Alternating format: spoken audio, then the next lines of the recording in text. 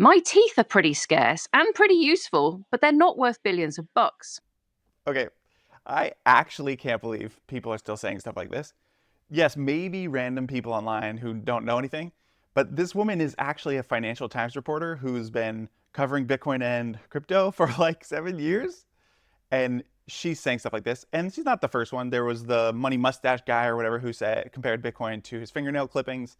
There's the Everything Money guy who I did a takedown on. You can watch it whichever side it pops up on here, where he compared Bitcoin to him taking a dump in a bag. It's the only bag of my feces in the entire world. Does it make it valuable? So these people who supposedly are experts in money or finance or covering it or talking about it for a living, still saying things like this in the year 2025, and they have no idea why they sound so dumb, and they've never bothered to peel the layer of the onion back and even look at it. Like, this is a tangent, but that woman in the Financial Times thing, they did a Financial Times like paper stock trading competition, and she came in almost dead last out of more than 1,300 people because she shorted MSTR, and she's just chuckling, laughing. Oh, I came in dead last, ha ha ha.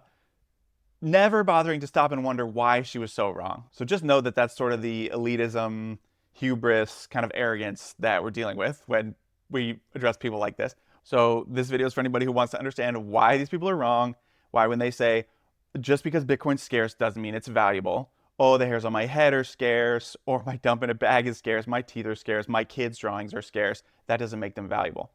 Yes, we understand that.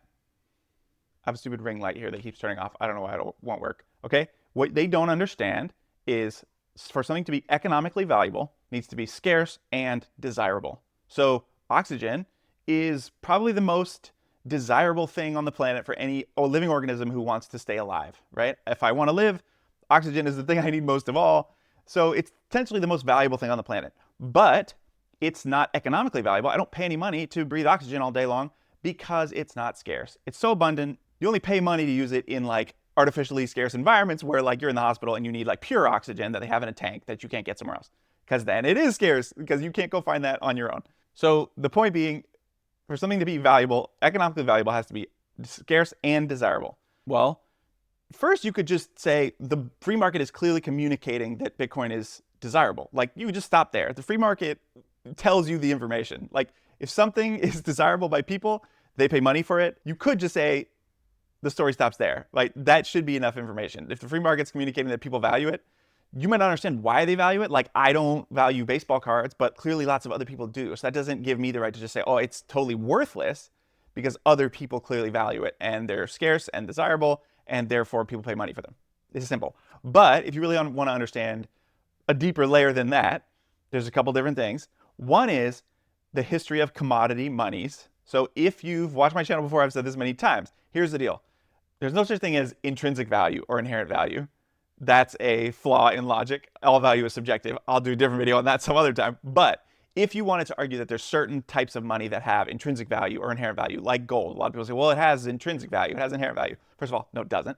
But second of all, if you wanted to argue that it does, the reason you can argue that is because money is a technology, and we have, over the years as human beings, we have figured out that there are certain goods, physical goods or commodities, or types of goods, and now digital goods, in the market that have certain properties. If they have certain properties, they can become good at fulfilling that technology of money. It's super, super obvious when you start to peel back the onion and look at what the properties are. Do apples make good money? No. Why? They rot. Simple. So something needs to be durable. It has to last over time. Gold is very durable. You can't destroy it, right? So the properties are durable, portable. You need to be able to move it around. An elephant doesn't make very good money because it's hard to move. Like, it makes sense. Durable, portable, divisible. It makes better money if you can divide it down into smaller units and recombine it back into larger units. Durable, portable, divisible. Fungible. The word fungible means each one is the same as another one. So like $1 that I hold, a dollar bill, trade it for your dollar bill, they have the same value. So it's not really like, oh, well, this dollar bill is a rare special dollar bill. They do have that, but those aren't used as money. They're used as collectibles. So the point being, fungible, you can trade the units. They're interchangeable. Verifiable essentially means like it's easy for me to know that it's real, right? Like, so we have all these technologies so people know a $100 bill is real, because if we didn't have that and people didn't know or trust that a $100 bill was real, then people wouldn't trade in them. So the more verifiable your commodity money is, the better, because people can just trade it without having to do some super expensive way to say or know that it's real. Now, gold actually has a problem there because there are ways to fake that gold is real. But so durable, portable, divisible, fungible, verifiable, and scarce. So it has to be scarce. We all know that if something is super, super abundant, like I said, with oxygen, or if it's tobacco or something you can easily produce more of, it's not scarce enough to work well as money because you can, if it's too easy to create more units of it, then it's too easy to inflate the overall supply. Therefore, people know that holding their percentage of it doesn't hold its value over time because the overall supply is getting larger and larger too quickly. If the demand for the thing grows too much, more and more people will produce more and more and more of it, and the value of it will come back down. So scarcity, we know, in money is important. And the reason these people get stuck on Bitcoin, the Bitcoiners only talk about scarcity, well, why does it have value just because it's scarce?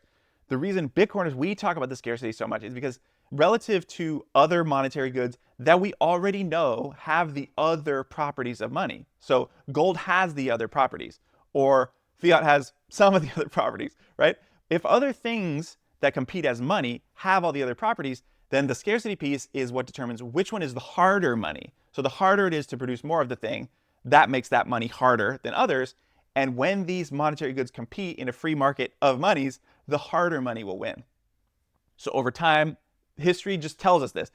Like I said, there's no such thing as intrinsic value, but if you just want to look empirically at what does money do in the free market over thousands of years, what makes something money, and then how do monies outcompete each other, they have to have those properties that I mentioned, and then the harder money will outcompete the weaker monies. Because if it's easier to inflate the supply, then the value of it doesn't maintain as much over time. And people will realize that over a long enough time horizon, and they'll shift storing their value in something that's less scarce into something that's more scarce. That's why gold competed against these other things. You got seashells, you got beads, you got tobacco, you got copper, you got silver, all these other things that competed as money. Gold keeps defeating them because it's more scarce. It's harder to produce more of. So one person storing their money and holding their value in gold, that their purchasing power will maintain better over a longer period of time than another person who's storing their money in tobacco or copper.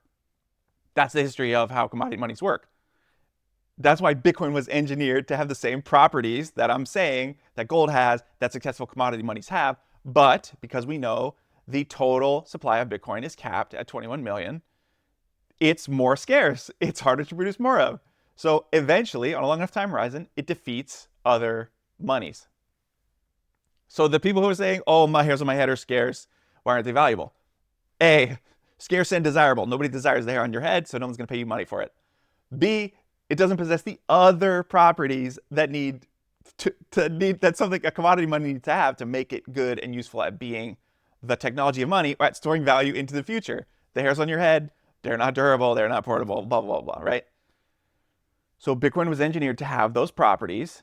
And on top of that, Bitcoin is desirable for that reason alone, but Bitcoin is also desirable because imagine if you could take gold, this thing that has been nature's best commodity money for 5,000 years or used as money for 2,500 years, wherever you want to peg it to.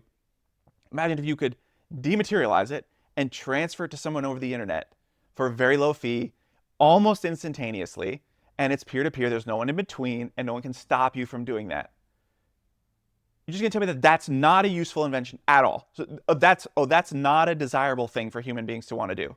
Like, of course it is. Just like, that's another reason why Bitcoin is desirable. So we know that it's scarce, and it's desirable for the properties of commodity money because it stores value into the future, and it's desirable to be used as a medium of exchange or as a medium for transferring value because it's the most efficient way to transfer large amounts of value, especially, but any amount of value anywhere in the world quickly.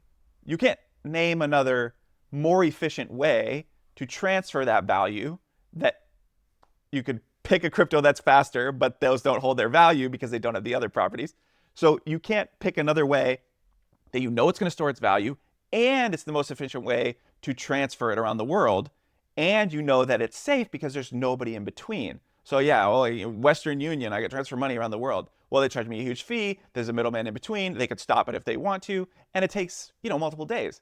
So Bitcoin is scarce and desirable for multiple reasons. The commodity money piece that makes it has the properties that we know let it store value into the future, and it defeats gold on those properties. And then it defeats gold in the verifiability. How do you know if you get a bar of gold? How do you know it's real? you essentially have to melt it down. So that's not very useful. But you can verify Bitcoin is real because of the decentralized nature of the blockchain. You know that a Bitcoin transaction is valid because every node on the whole entire network worldwide verifies that that transaction is valid and that you are the rightful owner of that Bitcoin, that UTXO. Too complicated. But so it's more verifiable, it's more divisible. There's 2.1 quadrillion Satoshis in the world inside all those 21 million Bitcoin. So it's easier to divide it down into tiny, less than a cent micropayments and recombine it back up into large units of Bitcoin. And like I just said, it's more portable. So it's much easier to transfer Bitcoin around the world than gold. And it's more easier to transfer Bitcoin around the world than fiat monies. Fiat monies have all these border frictions, banks, middlemen, all these people in between. They're all taking a cut, and they can all censor and stop you from making the transaction. So add all that up, and back to the beginning. Now you have scarce, verifiably scarce, finite supply, and you have desirable for all these other reasons, all these reasons that I just said, both the store of value properties, the medium of exchange properties. So when you have a Financial Times reporter or a money guy who makes YouTube videos online telling people about money, and they don't understand these super basic fundamental principles that I just explained in like 10 minutes. Like literally that's everything I just said to you is basically the starting point of all you need to know why Bitcoin would have any value at all. So they can't peel the onion back and look for 10 minutes to understand why any of that's true. Yeah, if you want to question the underlying things about what I said or the assumptions baked in there or why it all works, great. That's the next step in your journey. Oh, well, why is that true? Why is the 21 million can't be changed? You know, I thought anything digital is just ones and zeros and can be copied and changed. Good, ask that question. Like dig into Bitcoin and say, well, why is that true? I don't believe it. Go dig in and find out for yourself why that's true. I can answer that now, but that's not this video. So just start at the point of scarce and desirable. Why is Bitcoin desirable? Well, first of all, free market's telling you it is. Okay, well, why is the free market telling you it is? Why are more and more people storing their value in Bitcoin, taking their hard-earned money from one system, the fiat system, and transferring it for Bitcoin so they can hold it or use it or trade it or transfer it to someone else or store it for the long term? Why are people doing that? Well, more and more people are just watching a 10-minute YouTube video like this and realizing that that's why it's desirable and why it's scarce. So the next time somebody says to you, the hairs on my head are scarce, my fingernail clippings are scarce, but they don't have any value, therefore Bitcoin's scarce and also doesn't have any value, they haven't done one single second of homework. This is a 10-minute YouTube video. Just send it to them. It doesn't take that long to begin to understand it. Okay? And then you go from there and ask the questions of, well, I don't believe it. Why is that true? Now you're going down your rabbit hole, digging into your journey to find out the next piece of information or verify for yourself why those things are true. So if you want to take that next step in your journey and listen to a really cool podcast where I talk to Joe Bryan about all the negative externalities of fiat money and why we need to separate money from state, that's a next layer down on your Bitcoin rabbit hole. Watch this video right here. If you like this video, hit like, subscribe to the channel. And as always, never forget, Bitcoin's inevitable. Boom.